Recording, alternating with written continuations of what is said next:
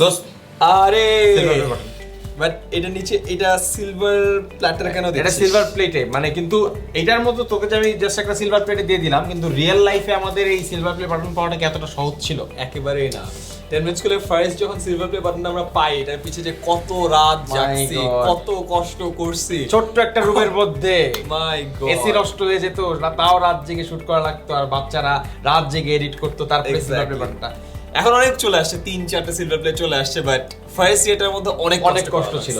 So লাইফে তুমি যখন কোনো কিছু পেতে চাও তোমাকে কষ্ট করতে হবে, কিন্তু তুমি যদি কোনো কিছু কষ্ট ছাড়া পেয়ে যাও, এই যে মাত্র আমি কষ্ট ছাড়াও একটা সিলভার প্লে বাটনটা দিয়ে দিলাম, সিলভার প্লেটে সিলভার প্লেটে দিয়ে দিলাম, সেটাকে বলা হয় serve on a silver platter. তার মানে কোনো কষ্ট ছাড়াই কিছু পেয়ে যাওয়া।